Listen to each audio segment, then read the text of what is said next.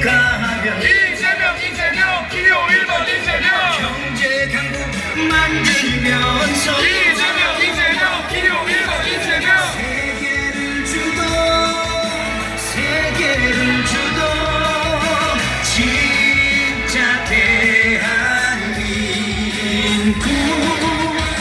위대한 대한민국 만들어가요. 이재명 기호 1번 이재명 지금은 이재명이죠. 이재명 기호 1번 이재명 1번 대통령 1번 이제부터 진짜 대한민국 이재명 기호 1번 이재명 이재명 1번 이재명 1번 이제부터 진짜 대한민국 이재명 기호 1번 이재명 이재명 1번 대통령 1번 이제부터 진짜 대한민국 이재명 기호 1번 이재명 뜨거운 박수 감사합니다. 계속해서 이 흥을 즐기다 보면 이재명 후보님께서 이곳 대한역에 도착하실 겁니다. 여러분 이 흥 계속 끊어지지 않게 계속 즐겨봅시다.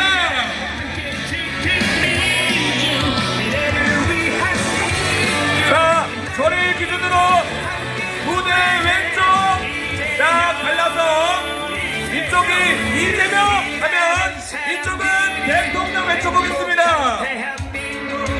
이재명 대통령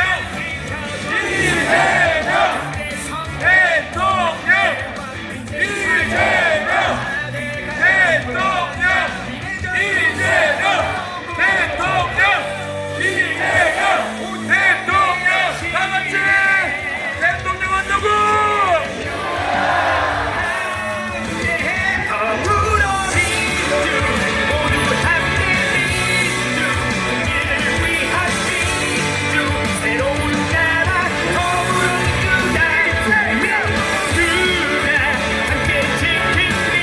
찬송을 시민분들이 다시 무대 위로 올라와 주셨습니다.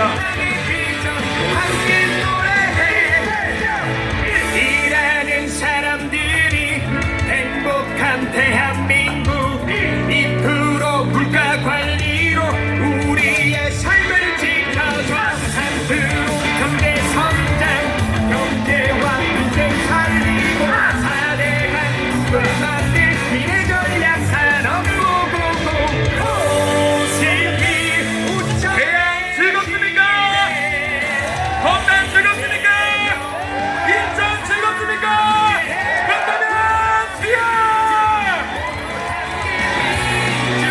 미래를 위한 민주 새로운 나라 더불어주자 모두가 함께 지킨 민주 미래를 위한 민주 빛나는 비전 함께 노래해 이재명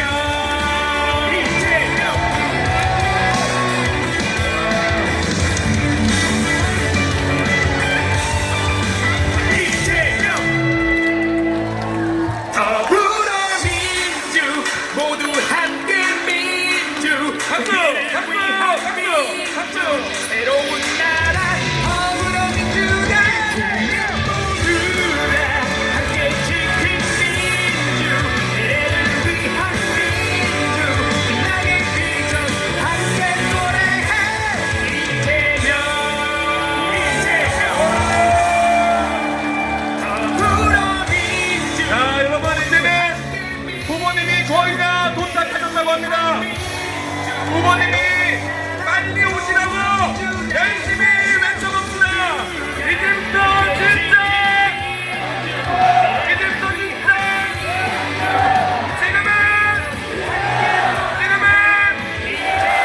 대통령은 누구? 대통령 누구? 행복한 대한민국 자, 물가 계속 외쳐봅시다. 이재명! 이재명! 이재명!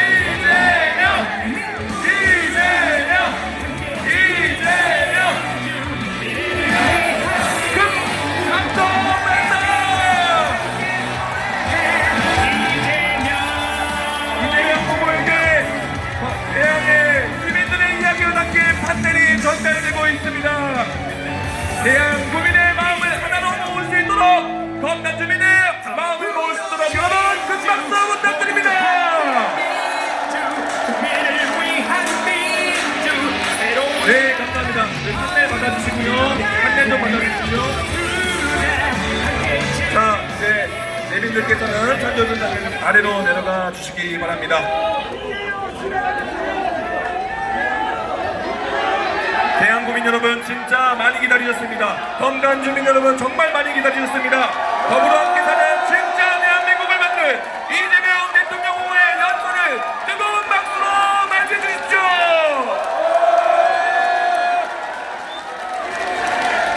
안녕하십니까 계양 구민 여러분, 그리고 인천 시민 여러분, 제 집이 바로 여기입니다. 그런데 지금 오늘 밤에도 집에 못 들어갈 건데요.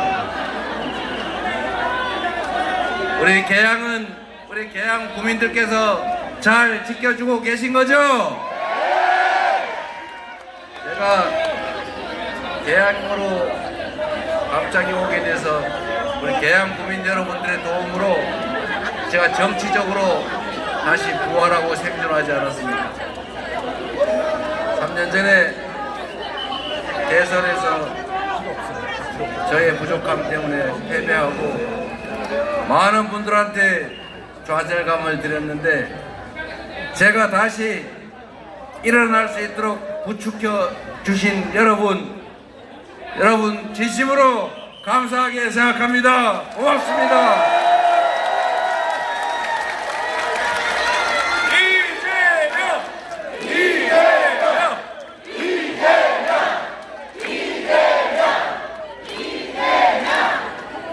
계양구를 위해서 우리 계양 구민들을 대표해서 국회의원으로서 나라 살림을 잘 해보려고 했는데, 갑자기 또 대선을 나가게 됐습니다. 제가 경기도지사를 할 때 3년 만에 대선에 나오는 바람에 우리 경기도민들에게 제가 원래 계획했던 만큼의 충분한 성과를 만들어 드리지 못해서 참으로 죄송스러웠는데, 우리 계양 구민 여러분께도 잘하면, 아니 잘못하면 어느 쪽인지 모르겠는데 또 그 약속을 못 지키게 될지도 모르겠습니다. 그 약속을 못 지키고 대통령으로서 우리 계양구를 위해서 일할 수 있다면 더 나은 일 아니겠습니까?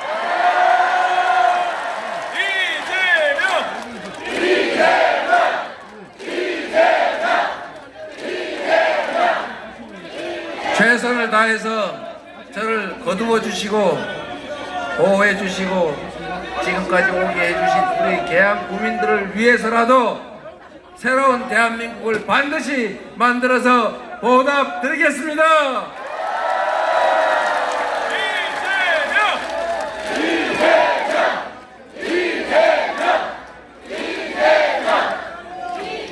계양 구민 그리고 인천 시민 여러분, 저도 짧은 시간 정치를 하면서 참으로 많은 것들을 느끼게 됐습니다.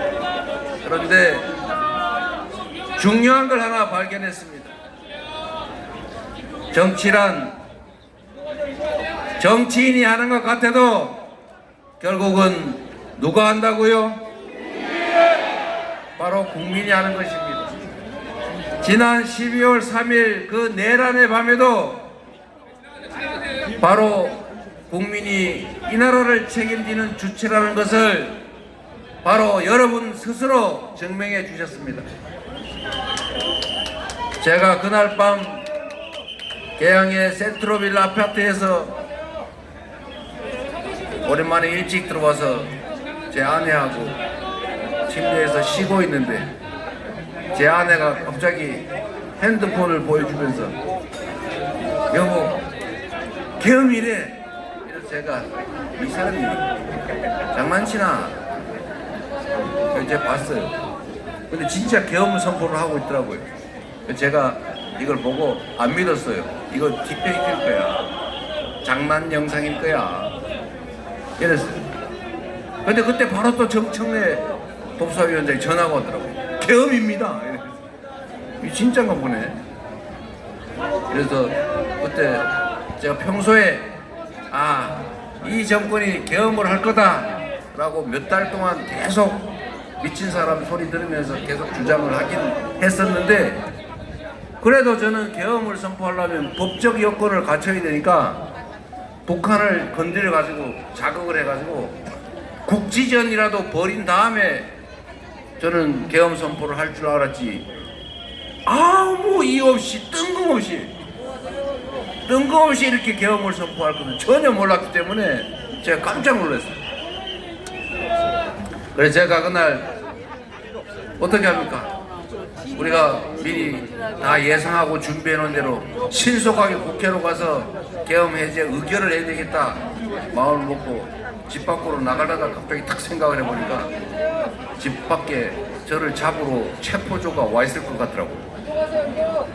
그리고 어떡합니까? 또 잡히면 안 되잖아요. 그래서 제가 미안하지만 아내하고 나가면서 여보 당신이 먼저 나가봐 하고 싹 그런데 문 열고 나갔는데 아무 소리가 없어요.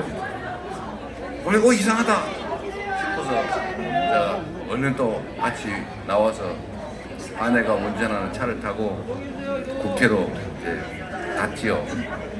국회로 갔는데 그 순간에 제가 딱 떠오른 게, 우리가 갔는데 집 앞을 안 지킨 건 좀 이상하긴 한데 혹시 아파트 앞에 지금 오고 있는 중인가 해서 뭐 그렇게 나왔는데 국회를 분명히 지키고 있을 거란 말이에요. 국회에 가면 잡힐 가능성이 90% 이상이죠. 그렇다고 안 갈 수도 없고 가기는 가야 되는데 계엄 해제 의결을 해야 되는 거예요. 그래서 제가 얼른 국회로 오라고, 국회로 이렇게 얼른 문자 하나 호텔방에, 국회 호텔방에 올린 다음에 가면서 곰곰이 생각을 해봤는데 국회의원들이 무슨 힘이 있습니까? 분명히 총 들고 군인들이 와서 지키고 있을 건데 가면 보나마나 잡힐 텐데. 그래서 그때 퍼뜩 떠오른 게, 그렇지, 국민들이 막아줄 수 있겠지. 그래서 제가 갑자기 방송을 시작했습니다. 국민 여러분, 국회로 와주십시오.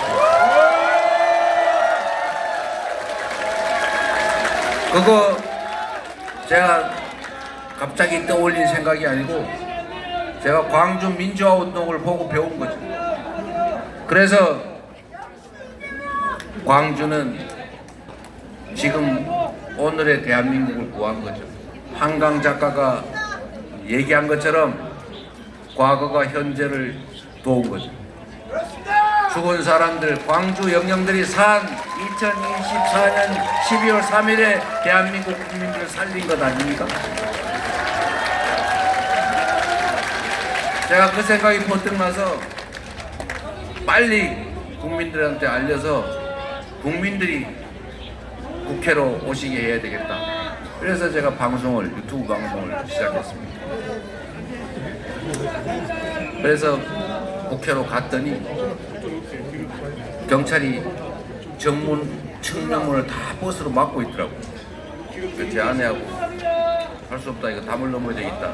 경찰관들 찾아가지고 제가 얼른 담을 넘었는데 제가 어떻게 담을 넘었는지 모르겠어요. 보니까 제가 이쯤에 갔겠다 하더라고요. 나중에 영상을 보고. 저도 어떻게 넘었는지 몰라요, 그냥. 우리 박찬대 대표는 담 넘다가 발이 걸려가지고 콕 옆으로 떨어지고 얼굴 다 다쳤는데 저는 그래서 날렵하게 넘었다는 거 아닙니까?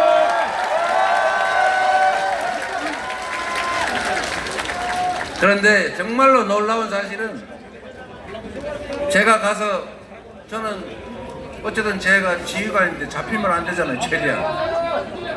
그래서 제가 안 잡히려고 그 숲에, 국회 숲에 이렇게 숨어 있었는데 누가 저보고 그거를 무서워서 숨었다고 계속 흉을 보더라고요.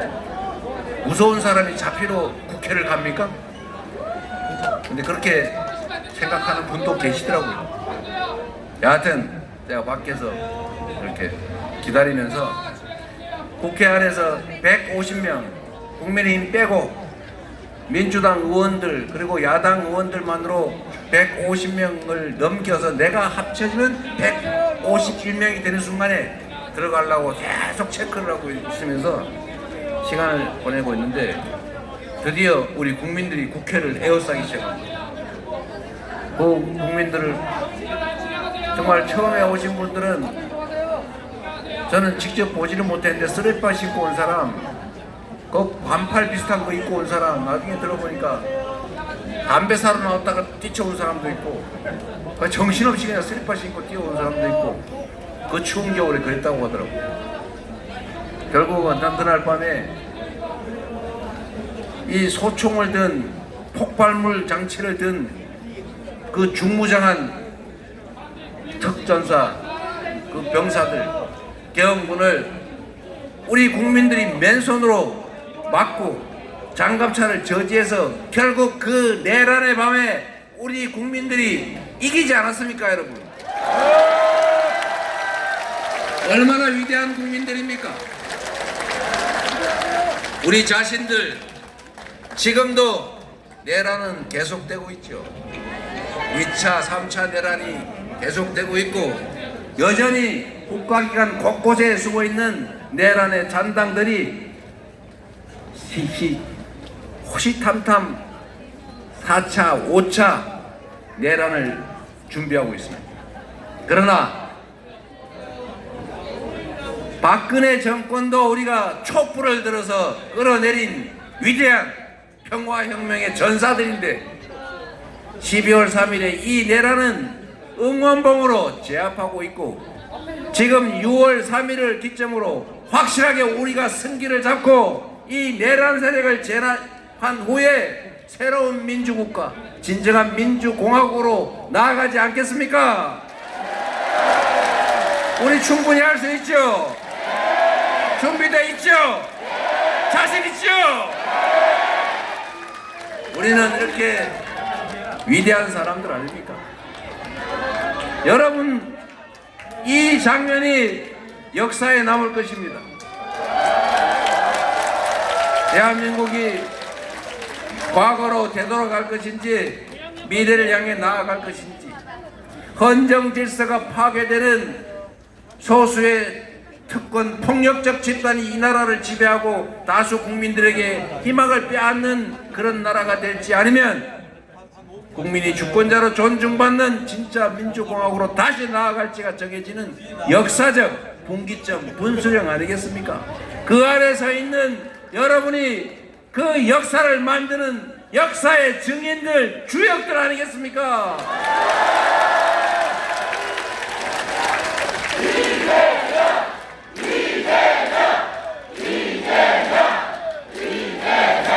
저는 그날 밤에 제가 국민들이 나서지 않았다면 우리 여기 계신 국회의원들 다 잡혀가가지고 저기 연평도 가는 백길에 화물선에 실려가지고 500명씩 단체로 폭파돼서 다 바다에 수장되지 않았겠습니까? 그 노상원 수첩에 보니까 1차는 연평도로 가는 배에 500명 실어가지고 시한폭탄 아니면 원격 조종 폭탄 둘 중에 하나로 폭살을 시켜가지고 빠뜨려 죽이기로 했는데 5,000명에서 10,000명은 똑같은 방법을 하면 문제가 생길 것 같으니까 다른 방법으로 해야 되겠다. 다른 방법이 여러 가지가 있더군요. 전방 GOP 근처에 어디 숙소 같은 데 다 집어넣은 다음에 수리탄을 던져가지고 다 죽인 다음에 안 죽은 사람은 확인 사살하거나 아니면 음식물에 식수에 화학물질을 넣는 방법 이런 게 다 써져 있더군요. 여기 있는 의원들 다 가서 다 연평도에 꽃게밥 될 뻔했어요. 이거를 다 우리 국민들이 살려주신 것 아닙니까? 이 국회의원이라고 하는 헌정 도구를 이용해서 민주공화국 헌정 질서를 여러분 스스로의 손으로 지켜내지 않았습니까? 우리 이 평화혁명의 우열 평화혁명의 동지들에게 옆에 계신 동지들에게 박수 한번 보내주세요.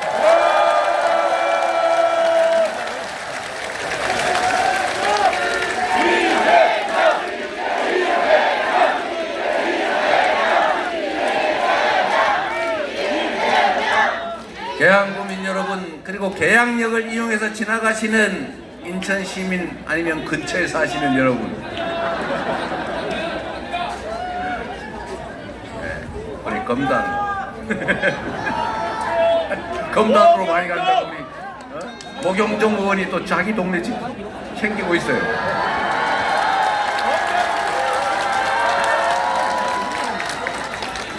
여러분, 대통령은 왕이 아니지요.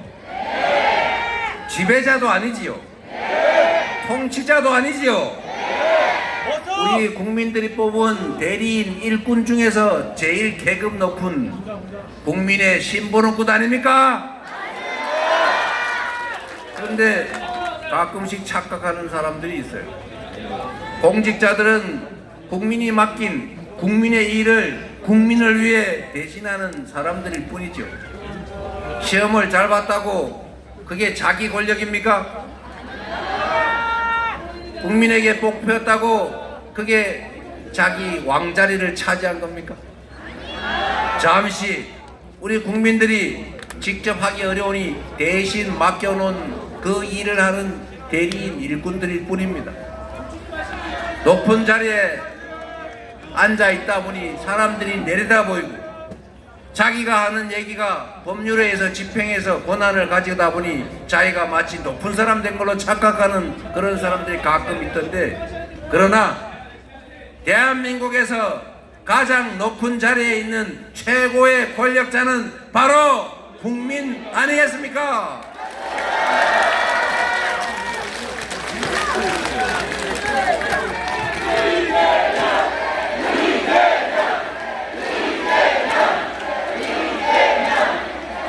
대통령은 국민이 뽑은 가장 책임이 큰 일꾼일 뿐이죠. 대통령은 통치자, 지배자, 왕이 아니라 크게 국민을 통합해서 함께 살아가는 공동체를 만들 책임이 있는 우두머리이죠. 우두머리 영, 뇌란 우두머리 말고. 이 대통령을 잘 뽑아서 그가 자신이 뽑은 측 일부만 편애하고 챙기면서 자신을 뽑지 않았다는 이유로 상대를 배척하고 그 두 집단이 갈라져서 증오하고 혐오하고 싸우게 해서는 절대로 안 되는 것이죠. 그런데 지금 온 동네가 편이 갈려 싸우고 있어요. 우리 국민들이 원래 편갈라 싸웠습니까? 전 세계에서 대한민국처럼 다양한 종교가 있으면서도 종교 간에도 심각하게 분쟁을 일으키지 않는 나라가 대한민국 아닙니까? 가족보다 이웃 사촌이 낫다고 생각하는 나라, 둘의 향약 이런 걸로 서로 돕고 지원하고 협력하며 살아왔던 따뜻한 공동체, 이게 대한민국 아닙니까? 언제부터 우리가 지역에 따라서, 생각에 따라서, 색깔에 따라서 편을 나눠서 죽여 없애려고 싸우던 그런 대한민국 국민 됐습니까? 이게 다 정치가 만든 것 아닙니까? 통합해야 될 정치가 분열과 대결을 부추기고 있지 않습니까? 사회란 이해관계가 충돌하기 마련이죠. 정치는 충돌하는 이해관계를 조정하는, 그래서 우리 사회가 가지고 있는 자원과 역량을 강제로 배분할 권한을 가질 사람을 누구로 할 것이냐를 정하는 것이죠. 주어진 권한으로 강제적으로 자원을 배분하지만 그 전에 해야 될 일이 대화하고 소통하고 타협하는 것. 그런데 이 대화와 타협에 있어서 가장 중요한 것은 상대를 인정하는 것, 그리고 다음으로 존중하는 것입니다. 부부 간의 대화를 해도, 친구 간의 대화를 하고, 이웃 간의 대화를 해도 상대가 존재하는 것을 인정해야죠. 그리고 존중해야죠. 그가 하는 말을 액면대로 받아줘야죠. 그리고 내 얘기를 당당하게 해야죠. 그리고 차이를 좁혀가야 되는 것 아닙니까?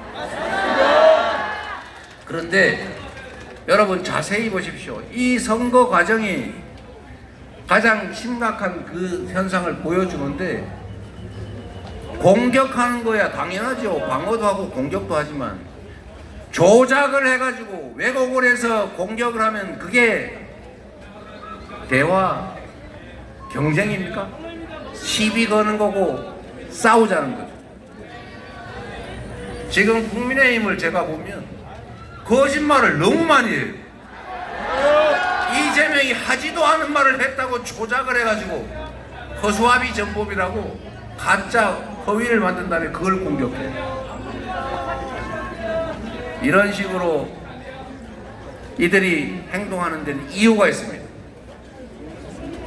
분명히 배추라고 얘기했는데, 저 사람이 감자라고 얘기했는데 저건 감자가 아니고 배추야 라고 공격을 하면 배추라고 말했는데 이렇게 하면 말이 안 되잖아요. 그런데 배추라고 말을 했는데 감자라고 말했다고 우겨. 그걸 일부 언론들이 나서서 그걸 막 퍼뜨려요. 그래가지고 다른 사람들이 감자라고 말했구나라고 오해를 하게 한 다음에 저 사람 거짓말쟁이 나쁜 사람 이렇게 공격한단 말이에요. 이게 지금 대한민국 정치의 수준이 됐습니다. 최소한 존중하고 인정하고 타협하고, 그리고 안 되면 마지막은 국민이 위임한 권한으로 적정선에서 결정할 권한이 있는 것 아닙니까? 그게 다수결의 원칙이 지배하는 대의민주제 아닙니까? 왜 자기들이 반대하는 건 절대로 못하게 합니까? 심지어 여러분 한번 보십시오. 연금개혁 자기들이 하자고 말은 내놓고 우리가 하자니까 사실은 반대하잖아요. 상법 개정, 우리 주식시장 살아야 되는데 자기들이 먼저 상법 개정하자고 막 주장하다가 우리가 진짜 상법 개정하니까 반대하잖아요. 거부권 행사하잖아요. 그리고 우리를 욕하잖아요. 지금 인터넷 뒤져보세요. 제가 거짓말 하나.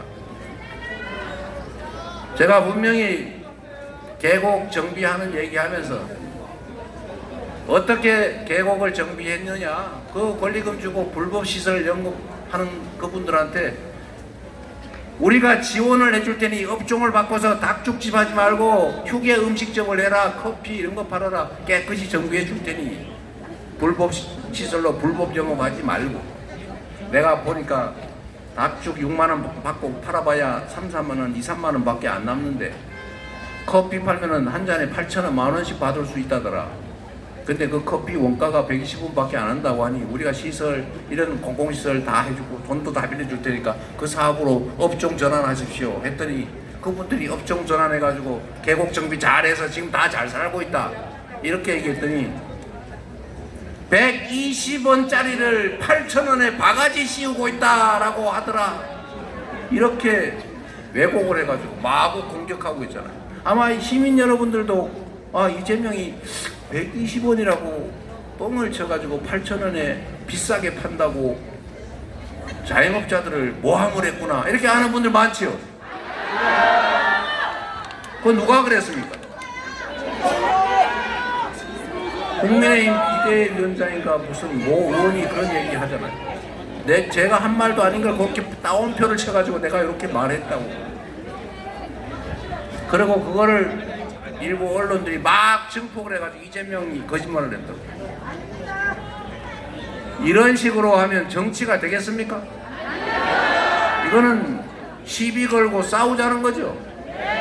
이거는 정치가 아니라 정쟁, 아니 정쟁도 아닌 전쟁을 하자는 거예요. 통합하고 대화하고 궁극적으로는 이해관계를 조정해서 함께 가는 게 이게 우리 공동체 아닙니까? 이렇게 왜곡하고 거짓말하고 공격하면 안 되지. 제가 여러분 앞에 이 방탄유리를 설치하고 이 연설하는 제 마음은 편할 것 같습니까? 누가 나는 방탄조끼 안 입었다고 싹 보여주던데 저는 방탄조끼 입었어요.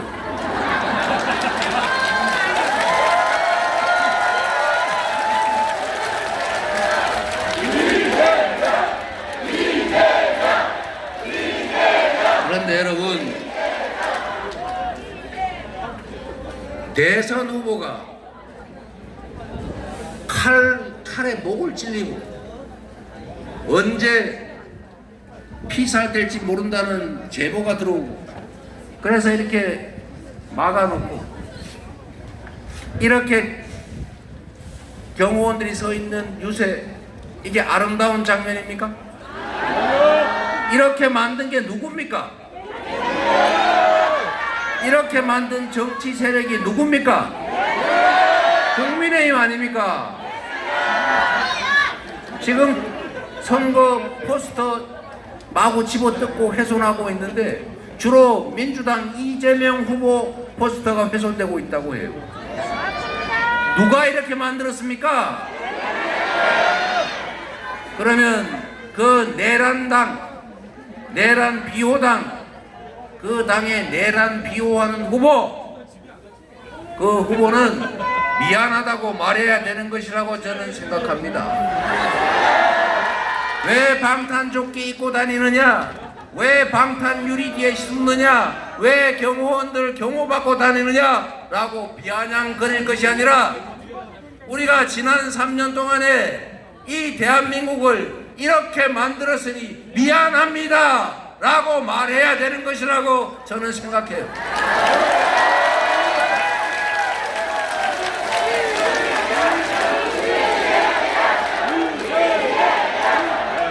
저는 정치를 하는 데 있어서 후한무치하다는 말을 자주 떠올리게 됩니다.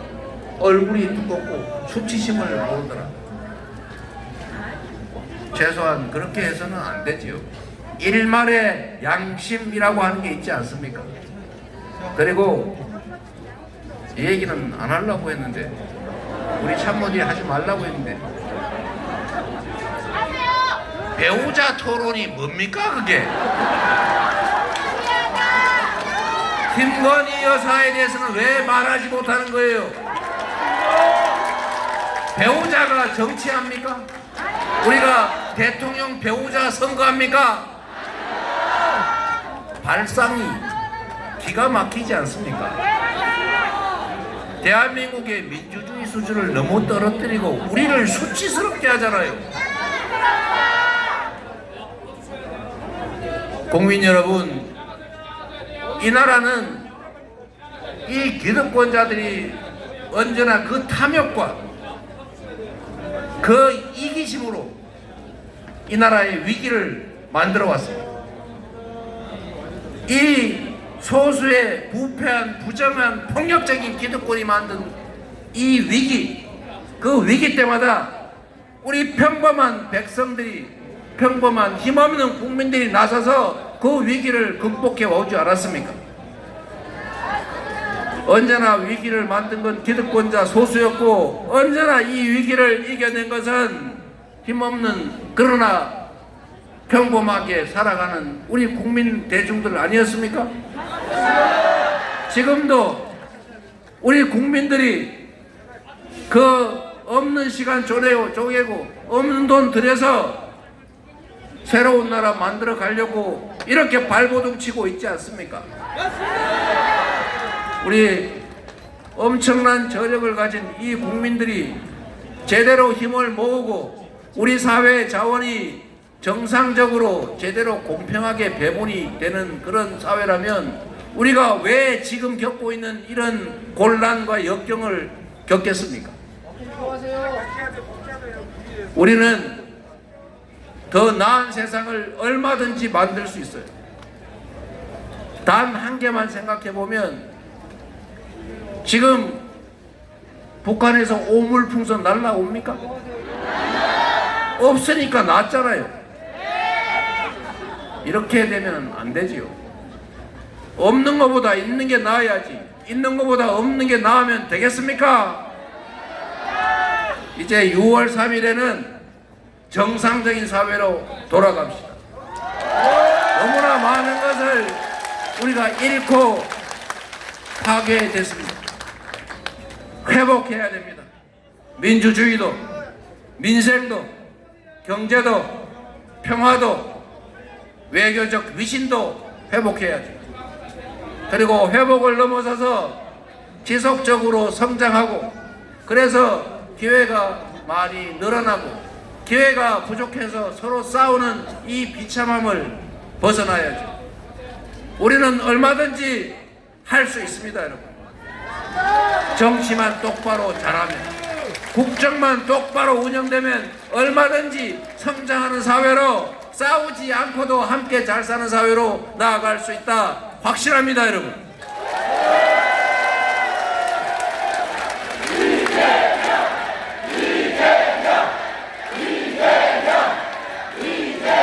(6월 3일에) 국정 운영 주체가 바뀌면 해야 될 일이 몇 가지가 있습니다.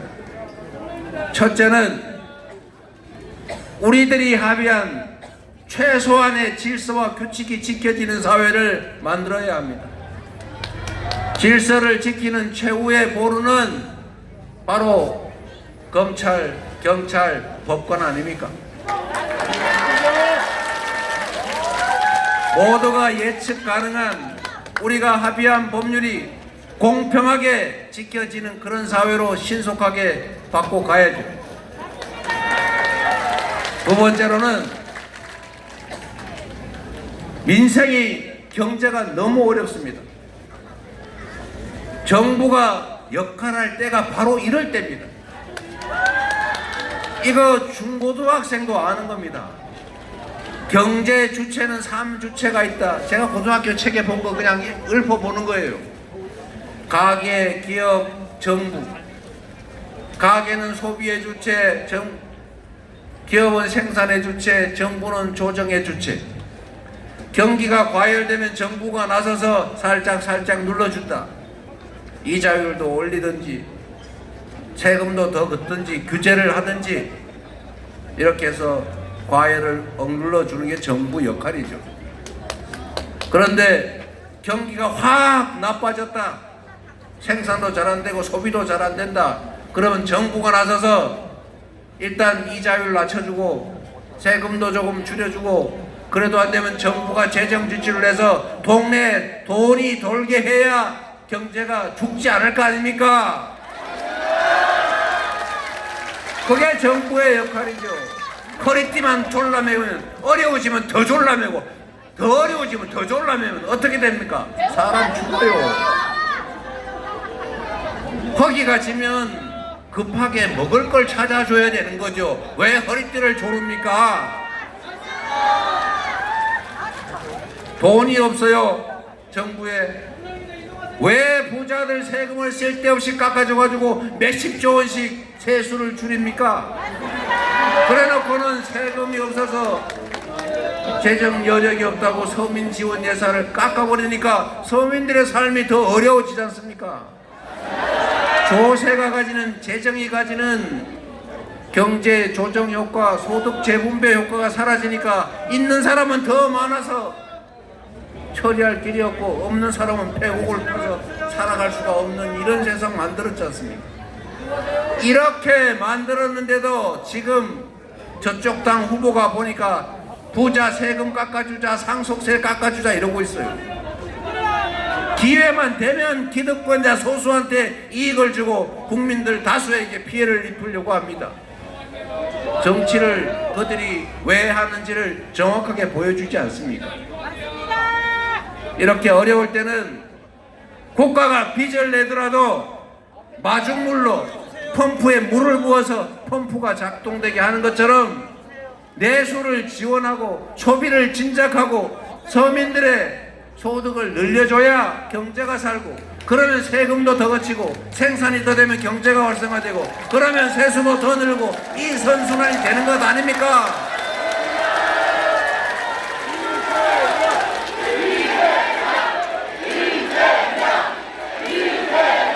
제가 이런 얘기를 하면 또 뻔하게 퍼주기 하려고 그런다 그럴 겁니다. 여러분, 정부가 쓰는 돈이 정부의 그 권력자들의 개인 돈입니까? 다 우리가 세금 낸 거 아닙니까? 우리가 다 세금 내서 갚을 돈 아닙니까? 그런데 왜 우리 국민들에게 지원하는 돈은 낭비, 그들이 온갖 이권 사업으로 먹는 것은 투자라고 합니까? 맞아요. 외국에 다 퍼졌어요. 맥커리인지 뭔지 이런 데다가 이상한 사업하게 해가지고 엄청나게 돈 내고 있죠. 여러분, 지금 대한민국에 부채가 많다고 지금 일부 악성 언론들이 그렇게 주장하죠. 빚이 1000조가 넘었다고. 여러분, 대한민국의 1년 GDP 총생산이 2600조 원입니다. 1000조 원이면 국가 부채 비율이 50%가 안 되는 겁니다. 40% 선이죠. 다른 선진국들은 대체적으로 국가 부채 비율이 110% 선입니다. 일본은 220%. 그런데 코로나 때 이 대한민국은 부채 비율이 48%인지 50%가 안 됐는데 그 코로나 극복을 하기 위해서 많은 비용이 들 때 다른 나라는 국가가 자기 국가 부채를 늘려가면서 무상으로 지원을 해서 코로나를 극복했어요. 그래서 다른 나라는 국가 부채 비율이 늘어나고 개인 가계 부채 비율은 늘지 않거나 줄어들었습니다. 그런데 우리 대한민국은 반대였어요. 우리 대한민국은 지원은 쥐꼬리만큼 해주고 전부 돈을 빌려줘가지고 극복하는 바람에 국가 부채 비율은 오히려 똑같거나 떨어지고 개인 가계 부채만 잔뜩 늘어서 지금은 전 국민이 빚더미가 되어버린 겁니다, 여러분. 왜 이렇게 하는 거예요, 대체? 국가 부채 비율 50% 미만으로 하면 누가 상 줍니까? 아니, 상 주는 거 받는 거 좋다 치고 상 받으면 좋습니까? 국민들은 이렇게 괴롭고 경제는 더 나빠지고 살림은 더 피폐해지는데 어디서 이상한 걸 하나 배워가지고 균형재정, 시장은 자유다 이래서 다 방치하고 알아서 해 약육강식 세상을 만들어 버렸지 않습니까? 시장은 정부를 이길 수 없고 정부도 시장을 이길 수 없는 것처럼 시장과 정부는 서로 견제하는 협력하는 관계인 것입니다. 방치하면 안 되는 거예요. 방치가 자유가 아닙니다, 여러분. 그런데 대한민국은 다 방치해서 알아서 하라고 정부는 내몰래라, 정부 빚지면 어떡하냐 이러면서 서민 지원도 안 하고 그러니 동네에 돈이 돌질 않아가지고 전부 다 가게는 손님이 없어 다 문 닫고 그러니까 소득이 또 줄어들어서 쪼그라들다가 결국은 1분기에 대한민국 경제가 성장을 한 게 아니라 0.2% 쪼그라들었다 역성장했다고 하지 않습니까? 대체 뭘 한 거예요 이게? 부채 비율 가지고 1000조 넘었다고 그렇게 비난하는 거에 절대로 속으면 안 됩니다, 여러분. 이럴 때 가게도 마찬가지 아닙니까? 흉년이 들어서 아니면 실직을 해서 내가 당장 수입이 없는데 그러면 아이들 학교 가는 거, 학원 가는 거 못 가게 하고 이제 나 수입 없으니까 수입 생길 때까지 집에서 잠이나 자라 이러면 그 집안이 되겠어요? 돈을 빌리더라도 아이 공부는 시켜야 되고 돈을 빌려서라도 벽시 사서 논에다 씨를 뿌려야 농사를 지을 것 아닙니까?